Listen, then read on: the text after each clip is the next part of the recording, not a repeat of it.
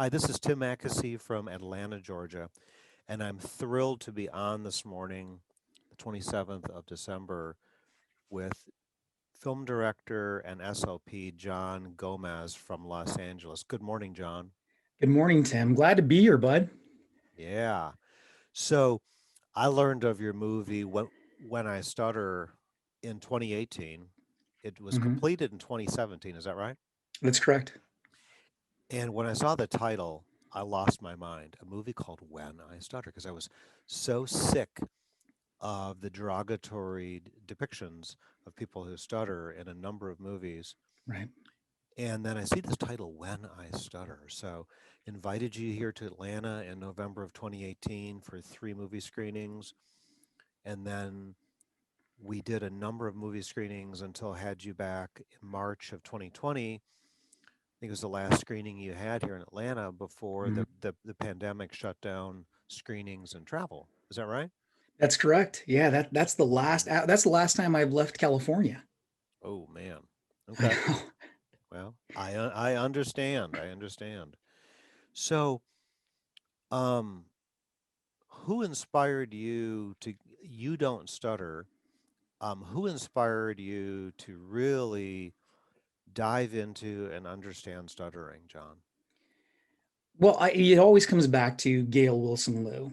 Hmm. So she's the therapist in the film, as you know, Hmm. and it's kind of fortuitous that I even had her as a teacher. She's typically not a teacher at Cal State LA. She's been teaching at Cal State Northridge for years. And it just so happens that the teacher that normally taught the class, who was a very prolific teacher in her own right, but doesn't stutter, she was on leave for a couple of years. So they brought Gail in, and Gail, of course, we find out in the film that Gail stutters. And she told us a lot about her own life with stuttering. She brought in people who stuttered and always kind of talked about the emotional impact of it and working with the whole person.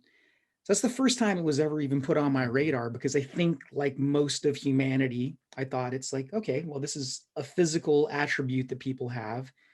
But, I don't think I ever really thought about how it would impact somebody's life. Hmm. And we're going to get into that. Um, you have your movie has won 13 awards. Is that right? So it's been to 15 film festivals. It's won 7 awards. Okay, gotcha. All right. Um, how many screenings have you had around the world? At this point, I don't have an accurate count. Hmm. Hmm. I'd say it's probably about 150, Wow, but it's that's entirely cool. possible that it can be so many more than that. I think I've lost track Mhm. of, people have had multiple screenings, and it's been way, way more than I ever initially expected, Tim. I had very humble expectations of the film, Yeah. and not because of the people in the film. They're the strength of the film. It's because of, my faith in myself as a filmmaker Hmm. wasn't fantastic. This is my first film, Wow. and yeah, I thought, if people even see this as competent, I'd be happy. Wow. Much less embracing it the way they have. So I feel fortunate. Hmm. Well, it was a great first movie, man, for sure. Um, Thank you. yeah, I've told people that I saw the Carson show when I was about 10 years old, and Mel Tillis was on as a guest. Uh-huh. And Mel Tillis had a farm in Tennessee, and apparently he had some swans on his farm. And as he tried to say the word swan, he was blocking. His head's going up and down. And he took his arm and made the motion of a swan's neck, and the audience exploded. And Yeah. I was a kid who stutters, who's been being teased and bullied, and I lost my mind. I was like, "Oh my God, this is like 1,000 adults in the audience," because his show was huge, and they're all busting their stomachs laughing at Mel Tillis' stuttering. Yeah. It just blew my mind. So that and a number of movies that you mentioned during your movie just were just so despicable about stuttering. I put the King's Speech in your movie up on the highest mark for respecting people who stutter and some heroes who stutter. So your assignment before we got on this podcast to watch the Netflix movie Te- Teacher, My Octopus Teacher, as a springboard into discussion of my stuttering teacher. Right. So, what has stuttering taught you? You're the first person I've had a podcast with who doesn't stutter, but you've learned a lot about stuttering. And one of the things, what's interesting about the octopus, and just a really quick backstory for people who haven't seen the movie on Netflix. The person who did the movie, his name is Craig Foster. Craig Foster grew up in South Africa. And as a child, down off the Cape, he would swim in the cold waters, the kelp forest down in the ocean. The water's very dangerous because there's rapid currents and rocks. You can get thrown into the rocks and killed. So you have to be an expert swimmer. So his childhood was spent playing in the cold waters in South Africa. He went on to a career in filmmaking that took him to the deserts, and he was in there for a number of years. And he became depressed and wanted change in his life. So he was away from his son. He wanted to spend more time with his son, and he was looking for a new path for his life. So he decided to go home to South Africa and re-enter the freezing cold waters of the kelp forest as a sort of a cleansing. So, um, as you've what's interesting about an octopus is invertebrate, Yeah. and they say it's the smartest on the planet, perhaps as Hmm. smart as a house cat. And the reason why I bring this up is an octopus is not raised by its mother to learn different survival skills, hiding skills, and so forth. It's hatched out of an egg, and Right. then somehow in its genes, it learns these magical skills that it has to Yeah. deceive and to trick its prey, to eject its ink and escape things like sharks. And where I'm going with this is, as you've traveled the world and met thousands of people who stutter, they come upon learning all these defense mechanisms for stuttering, Right. word changing. They won't disclose they stutter, tell people they stutter. So when you watch the movie, what are some thoughts you have about, as you travel the world and met all these people who stutter, what are some common things that people who stutter develop as mechanisms to try to conceal it? Uh, you know what's interesting, and of course, I'm talking to an expert over here, but this is talking to the audience, is that no matter where you go, Iceland, Japan, talking to people in South America, talking to anybody in Europe, um, the amount of commonalities, the things that they felt that are the same, the fear of speaking. And this almost transcends um, the level of severity, meaning somebody could stutter very severely physically, or somebody could have a very minor stutter, even be covert about it. They may stutter very little, but the fear is kind of one of the big constants, and that's kind of a nebulous thing. People are fearful Hmm. of different elements of speaking, but the fear is still there. But then, because of the variability of stuttering, people have had such individualistic experiences and feel that different things have helped them out in life. It Hmm. hasn't been this kind of one constant. And that makes sense based on the diversity of human beings. Why wouldn't a category, if you want to call that, of people who stutter also have a lot of diversity among them? So yeah, I've learned that there are some touchstones, but there's so much diversity too, and you really have to understand that. I think to understand any group of human beings, including stutterers or people who Hmm. stutter. Excuse me. Yes. The people that were featured in your movie, I think, tell me again, how many adults who stutter were featured in your movie? 18, and there was one gentleman who doesn't stutter, who kind of Right. comments on the experience of, Okay. That's right. dealing with, yeah. That's right. 18 people who stutter. And they all talked about a difficult time growing up stuttering, teasing and bullying and avoidance and whatnot. So it's very interesting how people who stutter, you know, maybe at age 3 or 4, they have no concept that one day they're going to stutter. Yet, so many develop the same ways to try to cope and crutches, ways to mask it. Um, so, what does stuttering mean to people who stutter, John?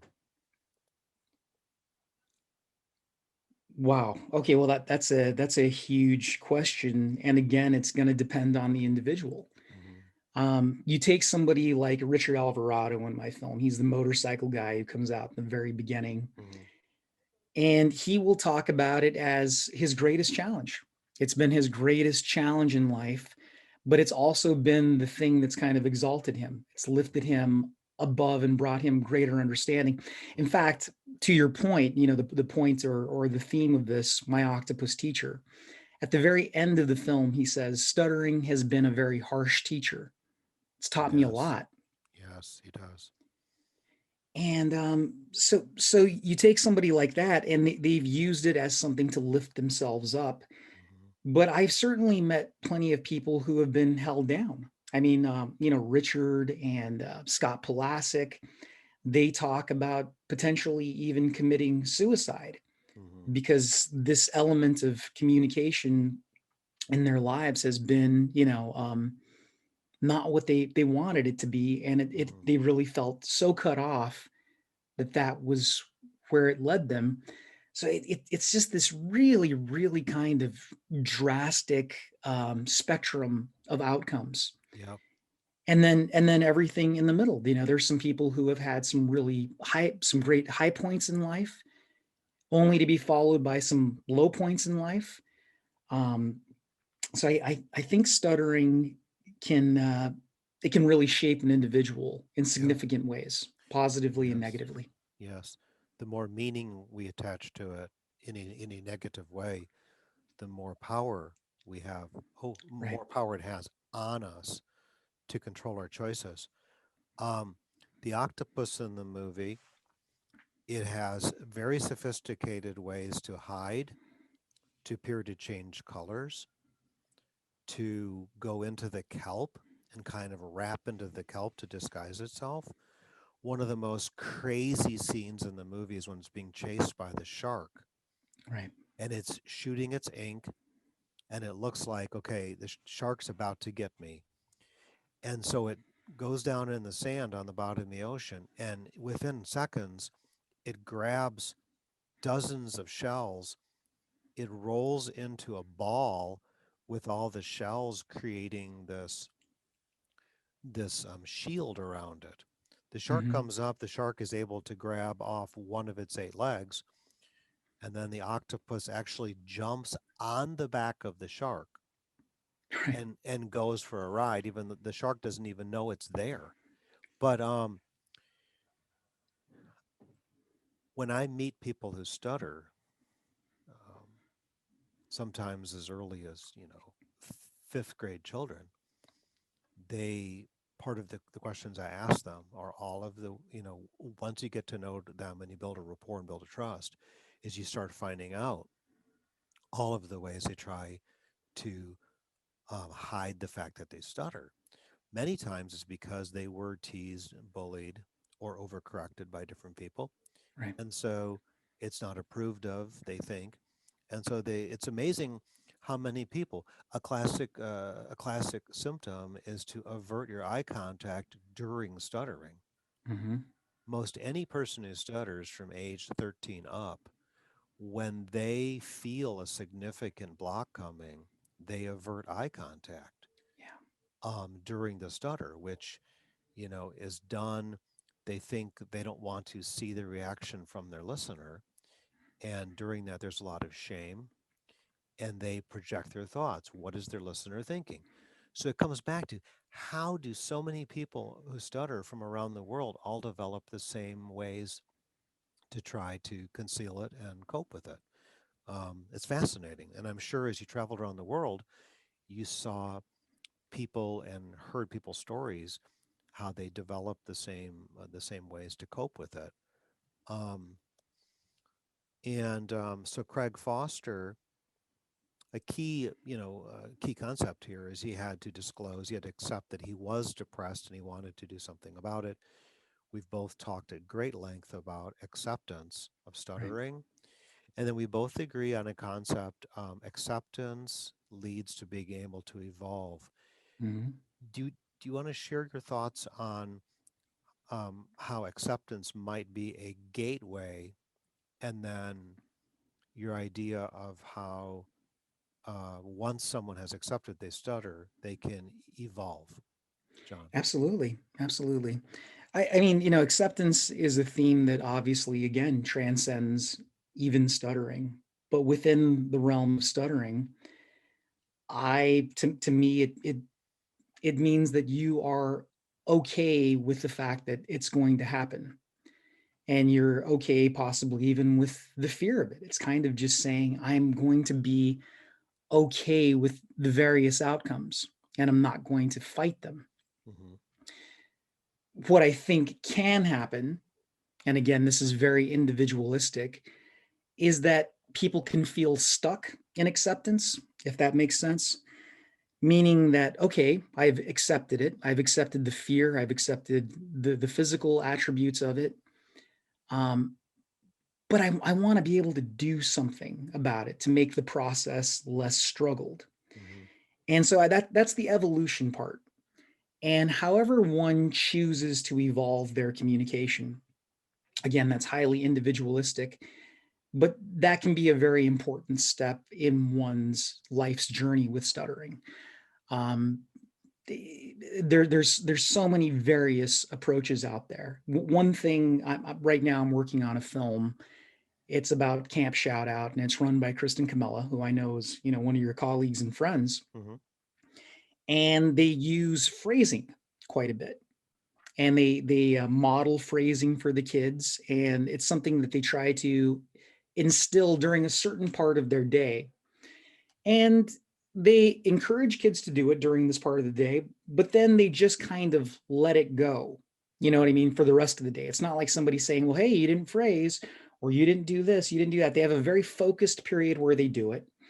And then they don't really, stay on them to do it the rest of the day. They reward them when they do. Hmm. But ultimately, what it's doing is it's showing the kids, hey, when you talk, this is a choice that you can make that can make this thing you call stuttering a little less struggled. It can make the act of communication easier, Hmm. and you can evolve your communication. Um, and I don't want that to ever be confused with stop stuttering, because I think we Hmm. all know that stopping stuttering, ceasing stuttering, isn't going to happen Hmm. necessarily. Yep. But one can evolve their approach to communication in a number of ways. Well stated. That's right. Yeah, thank The you. thing about stuttering is we're talking about the symptoms of stuttering. We're also talking about anxiety. In Yeah, the DSM-5, it's described as a social anxiety. So if we ask someone just accept it, well, you're asking them to accept the stuttering in their speech pattern, maybe eyes blinking and facial grimaces. You're also asking them to just accept anxiety and fear the rest of their life. right, That's in my opinion, that's how sometimes the word acceptance is misused and should be expanded upon. That acceptance can lead to evolution. right, I've had the gift of working with first responders, pilots, people going off to military school, people going into law school, medical school, nursing school, who want to accept they stutter. However, they also want to be able to minimize the symptoms of stuttering for the to actually gain employment and maintain employment. If you're driving an ambulance and you're communicating with the hospital because the patient's on the way, some semblance of speech mechanics and some techniques is very helpful to that person to execute. And there are jobs like that. Right. And that's where, accept you stutter, so you stop avoiding and word changing. And then evolving would be to stutter more easily and to execute certain feared sounds and feared words. Going on here, the octopus was a teacher for Craig Foster, kind of like a shaman. Right. And what's interesting is that stuttering, like some of the people in your movie, stuttering was their teacher. Right. They, with Richard, is that his name? That's correct. Okay, Richard's prime example, the stuttering was his teacher. I think are there four people in the movie that have gone on to the industry of speech therapy, speech Let's see. pathology? There's Luis, who's Okay. the young man who uses some colorful language. I love him. He's like a little Oh, brother at this point. uh, But in fact, we were just going over his personal statement to get into graduate school the other day. He's a 4.0 student, or pretty darn wow. close to it. Mm, So talk about like an evolution. He's really come a long way since the film. So yeah, he's in it. And then I mean, in term, there were already a lot of established professionals, many of whom are your friends and yeah. colleagues already. But I believe Luis is the only one that's gone on to become a speech pathologist from that group. Okay. But But they've all kind of already taken their journeys. in the movie already, there were, was it four? There were SLPs who stutter? Yeah, well, I mean, let's see. Okay, so there's Scott Palasik, Mm, there's Michael Retzinger, there's Kevin Eldridge, there's yeah. Dale Williams, and Oh, obviously wow. Gail. So there's, And I guess, Barry. Barry. Let's not forget about the god of stuttering. That's right, Barry Guitar himself. So there's whatever, five or six. So any of them, if we zoom them in right now, we ask them, what does stuttering teach you? How is it your teacher? How is it your shaman? They would have a lot to say.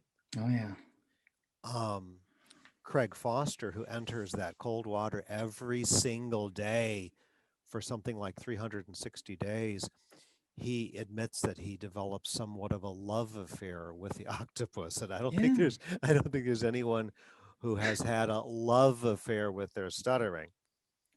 But it becomes your teacher. And, he reflects self reflection through the octopus. Very, very important. Um, so he created a bond and a trust. Again, yeah. the bond and the trust. One thing about being able to disclose your stuttering is to trust your friends and family have loved you all the way along. They've accepted you for your stuttering, even though you've wondered or even doubted. That being able to disclose it takes the energy away from stuttering. Is that right, John? That's a very very powerful thing in somebody's life. Hmm. And again, I know most parents love their kids. It's the most important thing to them. They give up anything for their kids. Hmm. And they when they punish their child, for a lack of a better word, for stuttering, it's in accordance with so many other things. If a kid drags mud into the house, you tell them to stop doing that. They're kicking the cat, stop doing that. If they're stuttering, they see it as something aversive and they tell them to stop doing that. They're critical of it. We could get into the psychology Yeah. of why people who don't stutter are so critical of stuttering. I think a lot of it has to do with taking it from their own perspective and what they do when they stutter, because everybody stutters from time to time. But the letting parents know that a loving, supportive, encouraging atmosphere is only going to help their child flourish. Oftentimes it's kind of an eye-opening thing. You don't have to criticize the stuttering. Hmm. You let's reward them for all the amazing things that they do. That's And I right. know I haven't seen a fraction of the clients that you have, but I have some amazing success stories, at the public school level, That's where right.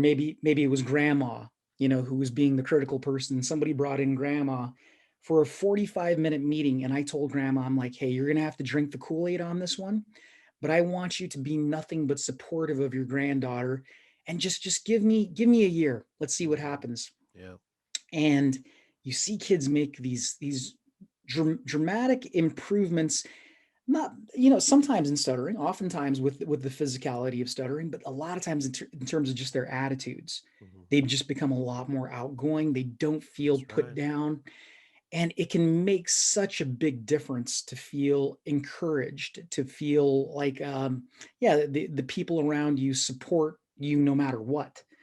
So yeah, I think that's one of our first responsibilities as a speech pathologist. Let's set them Yes. up with a supportive household. Oh, you're right. Your in environment is the circle around the child, and that could be the teachers, the nanny, the older siblings Yeah, that could correct their little brother, sister, or mock them. I mean, it's a key theme here is that the SLP wants to ask a lot of questions to find out, is the environment surrounding the child part of the problem or part of the solution? right. We also have to understand there is a way to treat stuttering, like Kristen's use of phrasing, or people might want to teach a child things like light contacts. There is a way to teach a child to communicate with more ease and more confidence in front of his classroom and not create a stigma. You can do Right. both. And I think you're also hitting on the authority figure. If the adult punishes the child for stuttering through overcorrection and the perception of judgment, like, I don't approve of you when you stutter, Right. that is a very slippery slope. It's dangerous because the child can hold resentment toward the parent into adulthood. And I've done therapy with adults in their 30s, 40s, and 50s who have still held resentment from the way they were corrected. And it came out in your movie multiple times, didn't it? It did. Absolutely. Multiple times people said the way people reacted to their stuttering when they were little hurt them. Well, I think that's best exemplified with Scott Palasik. It actually started with a speech therapist, a well-intentioned speech therapist. I want to put this out there. I've never met somebody who has bad intentions. It's just misinformation about, what helps and what doesn't.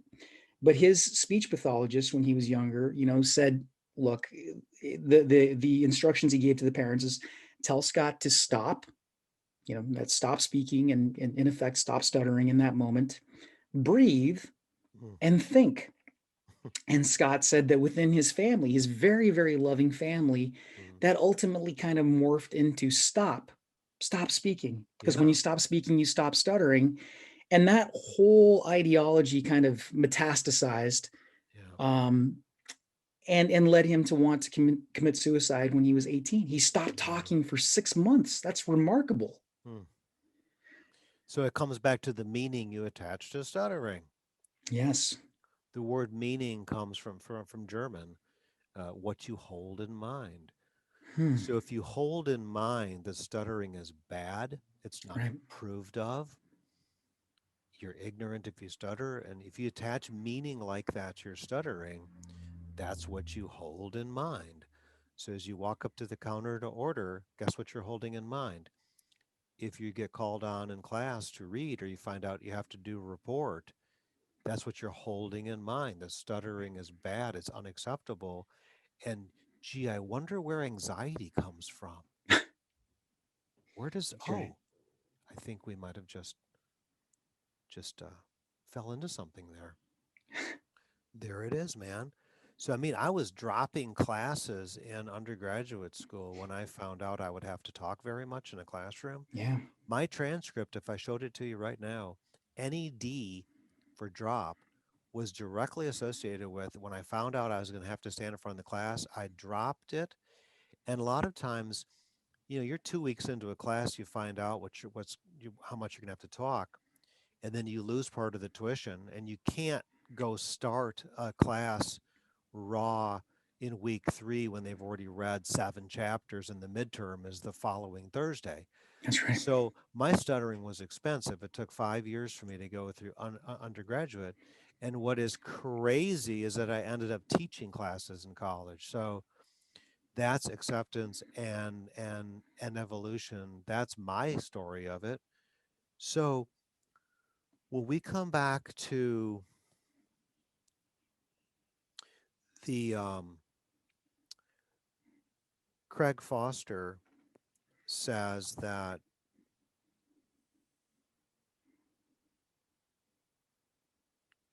your own role and place in nature's world is singularly the most precious gift we have been given.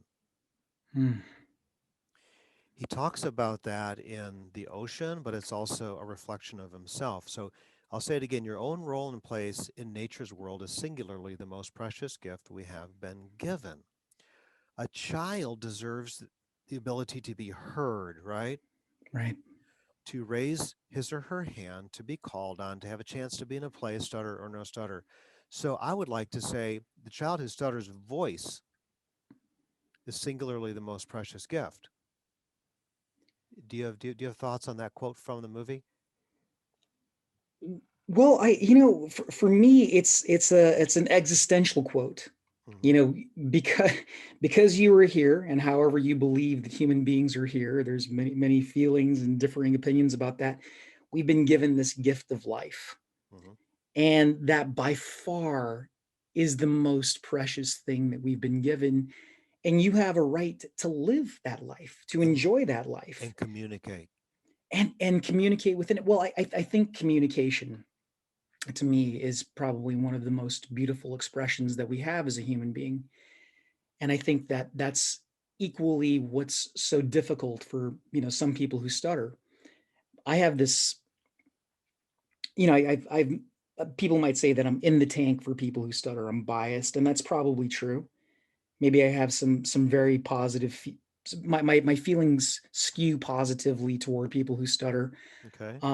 maybe in a way that's out of whack, but I don't think so. I've long had this thought that if you spend a certain period of your life living inside, Hmm. you build this really beautiful inner world, and you look at the world around you, you examine the world, you examine the way other people communicate, the way you listen, all of these things. And then I find when people do make that evolution in their communication, or they decide that they want to talk, they want to put themselves out there, they have this whole beautiful inner world that they're kind of giving to the rest of the world. And I've always that's my theory on why I think people who stutter are usually very profound, in my opinion, very good communicators. I've ended up making friends with a lot of people, including the guy I'm talking to right now, Hmm. because it's never really anything frivolous when you're talking. I feel like you're always talking. There's some important stakes and there's some depth there. And I think that comes from people developing this really, really rich inner life. Hmm. You're right. There's the beauty within the person who stutters. The difficult thing is many times they won't let it come out. Yeah. That's the problem. You could have, I'm thinking of a girl that I help right now. She's in high school. She plays an instrument. She does art. She's talented. She's a lovely young woman, great family. And she is so afraid to communicate in class. Her writing gets A pluses, right? Which is just Yeah. incredible. It's all there. She's just learning to let it out. And then a lot of people don't know she actually stutters because she's so guarded about it. Hmm. That's changing quickly. I guarantee you, if I could put 100 people who know her in a room in bleacher seating and have her sitting next to me on a stool, I'm on a stool, and I were to say, like, do you all who love and know this young lady, do you know that she's afraid to stutter in front of you? They might be like, what? Oh, honey, come on. So the beauty's in there, but Yeah. so many people are stuck with allowing it to get out to take a chance. And that comes to Craig's next quote, Craig Foster.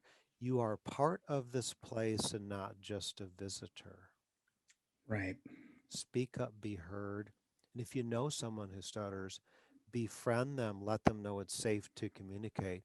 If you're a teacher of children who stutter, make sure that they know This is a safe place that you can raise your hand. I want you to read out loud. If you want to be in a play, let's try to make that happen. Um, so this comes, we're both into movies. You're a little bit more into movies than me. A movie that I brought up to you before that I love is No Country for Old Men. Yeah. I said I've watched it 10 times. If my wife was here, she would say, please, please, at least 20. So there's a quote, Tommy Lee Jones, I believe, says, sometimes a man can meet his destiny on the road he took to avoid it. Mm. That also talks about, let's pretend you're 8 years old and you begin to stutter and get teased, and you go on a 20-year road of hiding, shielding, uh, ca- camouflage like the octopus. Um, he can meet his destiny on the road he took to avoid it.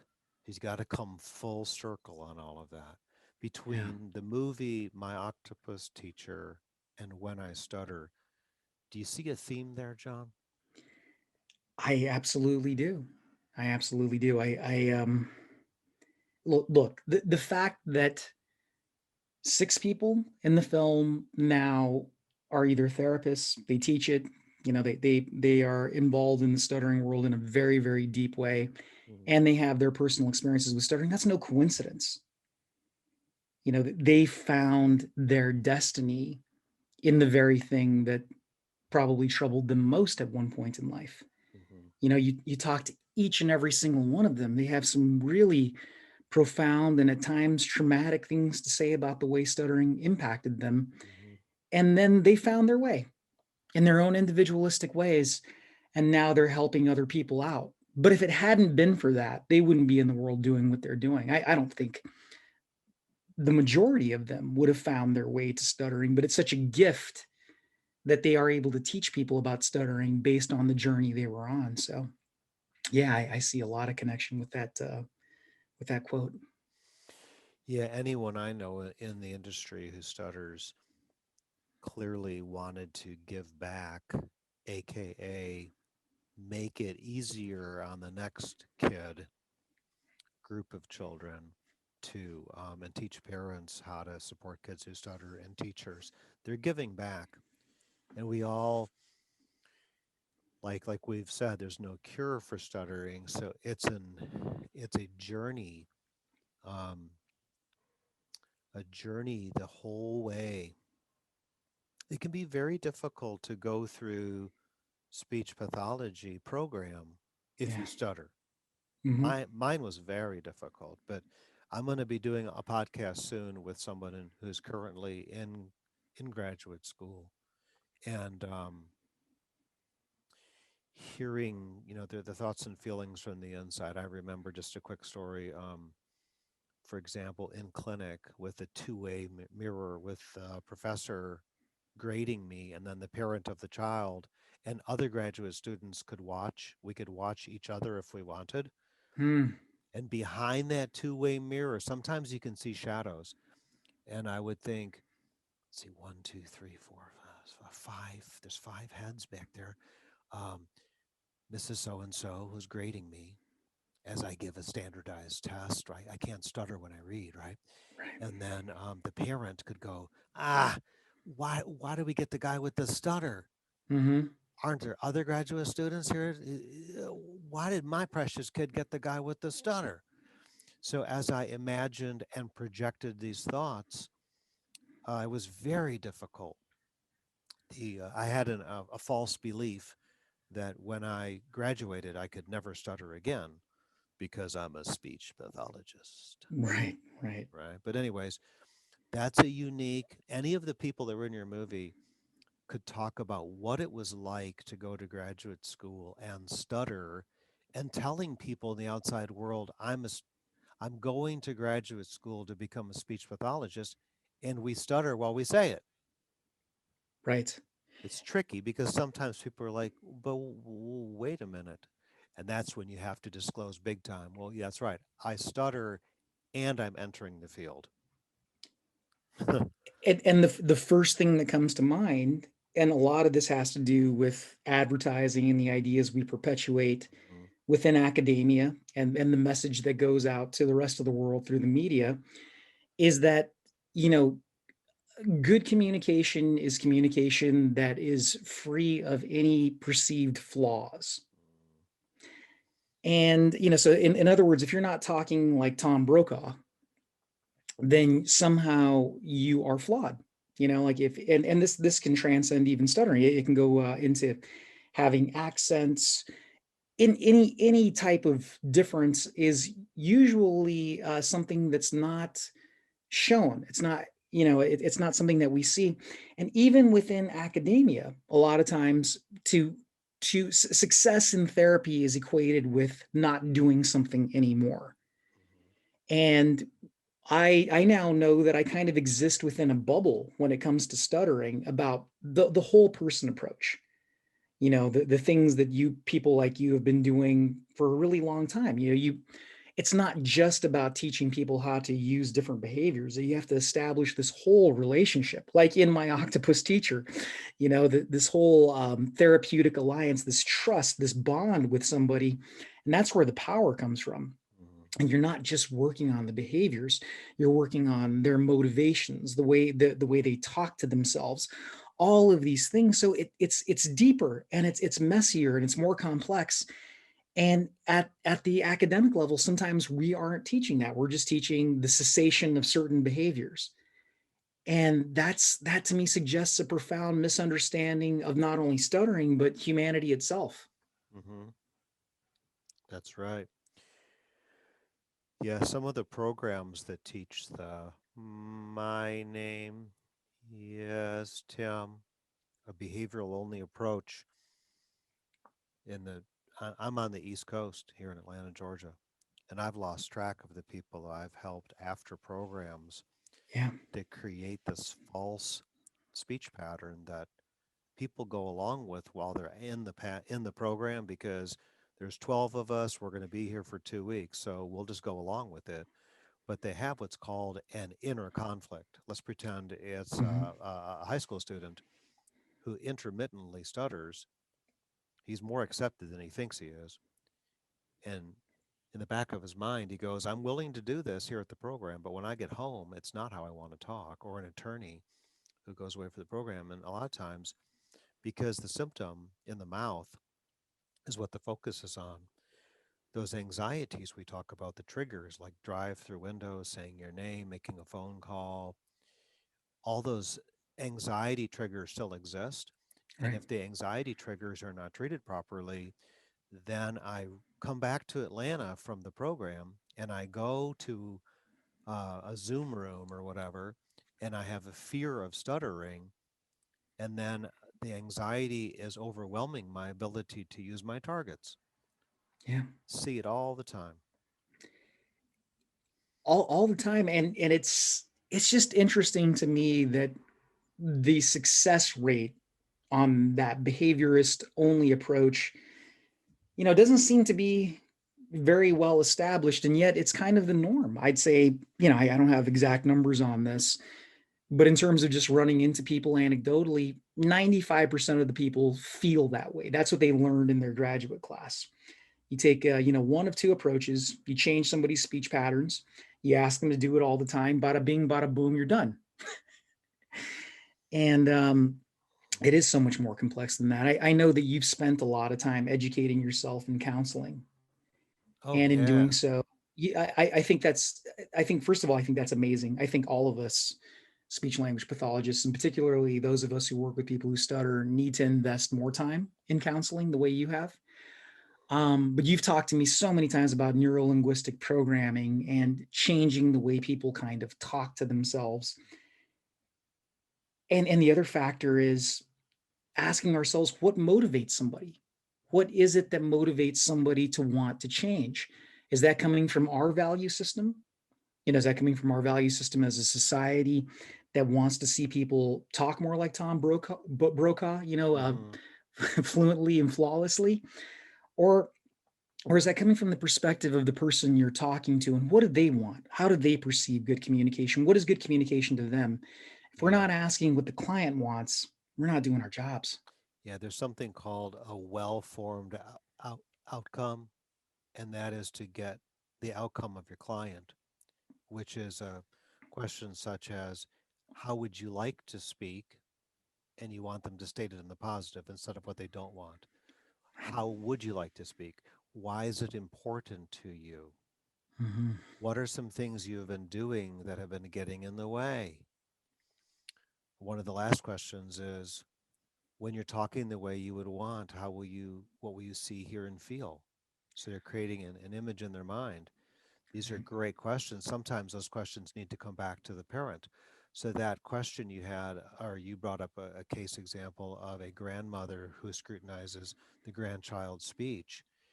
It's almost, you might want to ask the grandmother, when your granddaughter goes to college and has to be independent, talking in classrooms, calling her professor, participating, maybe going off to graduate school, saying her name, building friendships.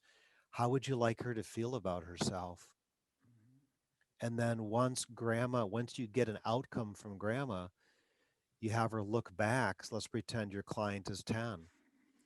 What are you going to do between 18 when you send her to a dorm building on a college and now? What if you look back in time, how did you change? So you get the outcome of the grandparent.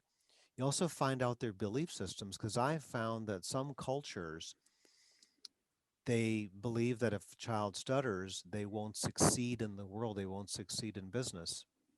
And a lot of their uber correcting and scrutiny is decided upon their belief system. That and some cultures, stuttering is just scrutinized all day long. So when the art of finding a well-formed outcome is your client, it's also their parents. You have to find out that it aligns, right? Absolutely. But that's one of the things I learned along the way from so many people like you. If especially earlier on, if you're not working with the parents of kids who stutter, you're not really doing your job. Hmm. I I'm fortunate enough to have this position within LA Unified where in any person who's having a difficult time with their child who stutters, and difficult time meaning they're just feeling confused about how to approach it. Hmm. One of the first questions I ask is, how much do their parents know about stuttering? Hmm. And oftentimes, the therapists, again, well intentioned, very intelligent people, are saying, I honestly don't know. Hmm. Or they'll say, I don't think very much. I'm like, well, that's one of the first things you need to do. That's right. So, yeah, I mean, Yeah, there's, you're right. You can work with that child once or twice a week. If the messaging is all wrong at home, right. it's one step forward and two steps back. That's And right. especially now during this time when parents are with their kids more than ever, right? Hmm. Oh yeah. Um, I'm sure you've seen. I really actually don't 100% know what you've seen, but I would imagine that there's, like, on my end, I have a lot of reports where, well, the kid was stuttering a little bit last year, but now it's just gotten completely severe, and it's almost always linked to some level of high criticism that's going on at home, well intentioned, you Hmm. know but it's something that I see a lot. And look, this is a traumatic time for so many people on so many levels. So I think it's probably even more complex than that. But I'm sure you've seen a little bit of a spike during this time in terms of what people have been going through. Yeah, if you do a Google or any search of children, anxiety, and COVID, it's sobering as Yeah, as hundreds and hundreds of articles all populate. So we know that people who stutter have social anxiety. Sometimes we call it state anxiety, where you go through the day with a low degree of anxiety until it comes time to communicate, to Right. order food at a drive-through or to raise your hand or get called on in a meeting, then all of a sudden you have what's called state anxiety. Now, people who stutter can, excuse me, have anxiety well in advance of a meeting or their wedding vows or an interview. This can be weeks or months.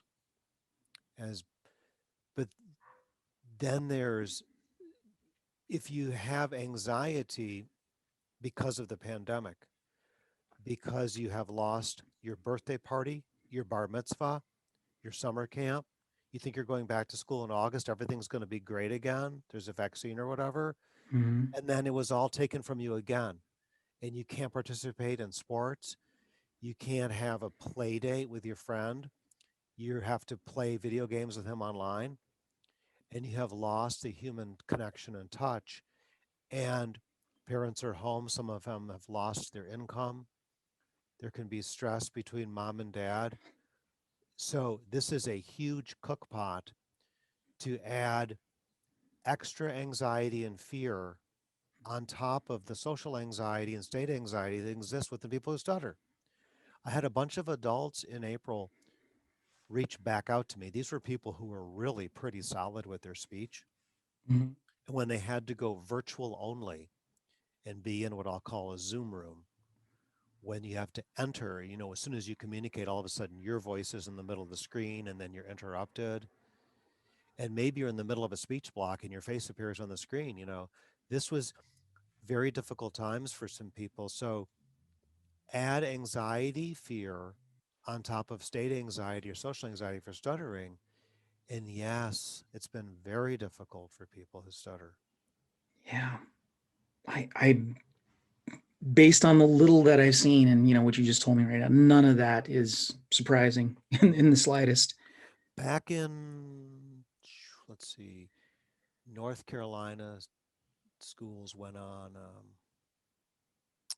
late August, maybe September. It doesn't matter the exact week or day, but one young guy, his mom called me and said that the first day of online education, each child was to reach out to a classmate and find out three things about him.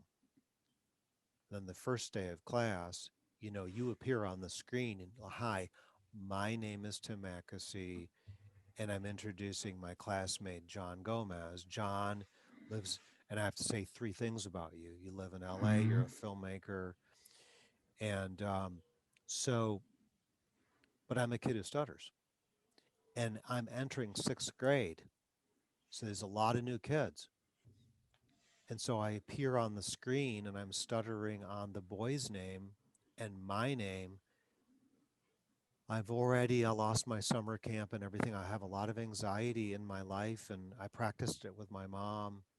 I stuttered every time I practiced, and then it was showtime, and I appear on the screen and I start blocking and crying. That's my Yeah. first impression. That's a phone call that I fielded. Uh, Yeah. So that's just an example. yeah. Yeah. It's Very unique things that kids haven't had to do before. Some children have had to upload video content oh uh, boy. to be shown, and kids are very savvy technology wise. So maybe they upload something and they're stuttering severely, and there it is for everyone to see. It all happened before the mom ever knew. Mom was around the corner doing some work.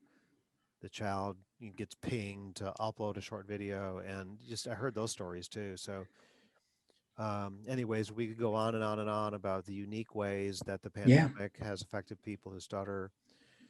Some, these things they're learning through them, and they'll get tougher. And so, any other things you want to share from watching the movie? Well, just it struck me as just such a beautiful film, and the intentions behind it. He Hmm. just was looking to find himself again. So he went to the ocean, something that had once held a lot of significance for him. It didn't seem like he really had it in mind to make a film. And then he kind of stumbled upon this film, and because the octopus is the main attraction of it all. I think what's incredible is the relationship that he develops with this being. Like it's very, for anybody who doesn't cry at the end or get emotional, Mhm. you got me beat. um but when the octopus kind of reaches out and touches his hand, or he lets Craig hold it, it's Yeah. it's such a beautiful thing. It's almost like it's his child, or it's something that's just so precious to him. um it just reminds me of the power again of a relationship. Mhm. And I think uh, the amazing things that he was able to capture came as a result of that relationship. That octopus trusted him. He trusted him with that, or she trusted him with that camera. And I think that's such a great metaphor for us as therapists, or us as friends, to anybody, but in particular people who stutter. Developing that trust yields beautiful things. For That's deep. whatever. I like that. Thank you. Thank you. Thanks. And that's that. I could go on and on about that, but yeah. Well, I like that. We always talk about build a rapport, build a trust. In the movie, it's build trust and vulnerability. It's almost as though we have to be also like, let's pretend I'm an SLP and I've historically been very fixed in my ways. Yet a child is resistant to speech therapy. You know they need it. They're avoiding, they're having a lot of trouble. You just don't click. So we who might be kind of set in our ways, like, I know how to do this, Right. might have to be vulnerable and let our client take a greater role in how they want speech pathology to go down. That's right. Because if I have a well formed outcome and I really want them to succeed, I'm willing to be flexible. I'm always one for getting into the topics that are important to the person. If they're really heavily into scouts, if they're into music, video games, a particular sport, Pokemon, Legos, I'm going to take a deep dive into the kelp forest and find out what they're Mhm. interested in. A story that comes back to your movie that I've shared with you before, and I want anyone to hear this. When I did a screening of When I Stutter, November of 2018 in Atlanta, an SLP reached out to me and she said, I've had this 15-year-old guy in my caseload for a number of years and he doesn't want to come. His mom told me he disliked speech therapy. He didn't feel like he was getting better. And when he comes in, I just really don't even know what to do. But, I have goals and, we're doing our best, I think. So the two of them watched your movie and we had a virtual option in November of 18. And I think it started at 3 o'clock in the afternoon on a school day. And at 4 o'clock, she had to call the mother and say, he's still at school. Why? We're watching this movie together. What? And what happened was the movie, which is about an hour and 10 minutes, something would happen and he would say, oh, stop it. So Yeah. they would pause the movie and talk about his stuttering. And then when he Oh, was done, they would push play again and he'd stop it again. And an hour and 10 minutes apparently was like 2.5 hours. So mom came to get him late. And it also then, it opened up this fresh discussion between the SLP and the kid who stutters. And it also opened up a fresh discussion because then the parents, um, they watch it online also. And that's one of the things about your movie is mhm. that it's created fresh discussions between parents and their children. Even adults who stutter, once their parents have watched, they're like, wow, I had no idea that is how stuttering affected you when you were a Right. kid. I'm so glad that we've had this opportunity to watch this together and talk about it. So that's the power of movie making and your movie, John. Thank you, Tim. I mean, like, again, look, I'm just going to say this. you have championed me as a filmmaker and that film as much as anybody else out there. And if that film, if When I Stutter didn't cut the mustard with somebody like you who's so entrenched in all of this and loves people who stutter and has been on such a journey with stuttering himself, then it would have failed, you know. But the fact that it means so much to you and stories like that, I don't even know that I imagined that outcome when I made it. I wanted it Mhm. to be truthful, I wanted it to be raw, I wanted it to be honest, but I didn't think of all of these amazing outcomes. And it's really it's kind of like getting a blossom on something that you didn't really expect to Oh, blossom. nice. Hmm. And yeah, so I love stories like that. And I Yeah. again I can't thank you enough for everything you've done to champion the film. And it's a lot. It's easy to do, John. It's easy to do because once I started doing screenings, when I always did them, I would have, say, five people who stutter speak before the movie. Then we'd watch Hmm. the movie. Then we would have a discussion of the movie. I found it to be a support group on steroids Yeah. every time we did a screening. And I can't wait to be able to do them again because I'm not done doing screenings of that movie. But so coming back to the movie, My Octopus Teacher, um, the kelp forest is cold and dangerous. Yeah. It's fragile. Hmm. So people who stutter, they there's a famous quote: "The journey begins within and it ends within" by Sufi. Enter the kelp forest. Make yourself vulnerable. Do acceptance, self-reflection, and see what you can learn from your stuttering. And it's it's a great movie. For those of you out there who want to watch John's movie, go to whenistutter.org, and there are ways to either purchase the movie or to watch it. Right, John? That's correct. Yeah, they can rent it. You can even watch it for free now on Canopy, Canopy with a K, and that's just a really great streaming service for that some people have access to. Hmm. Hmm. Thank you very much for your time today, John. This has been awesome, and I hope people watch both of the movies, the one on Netflix and John's movie. Hey, it's anytime I get a chance to talk to Tim Mackesy, it's a Ah. good day. So thank you, my friend. Hey, congratulations on the good work you're doing with this podcast. It's impressive. Oh man, thank you very much. And if anyone wants to hear any more of them, they can go to Stuttering Solutions Atlanta, and there's there will be, I'm estimating, at least one a week. Tomorrow night there's going to be a really cool one on mindfulness with Ray Campbell from Canada. Thank you, John. Thank you. All right, cheers, man. Cheers, bud. Take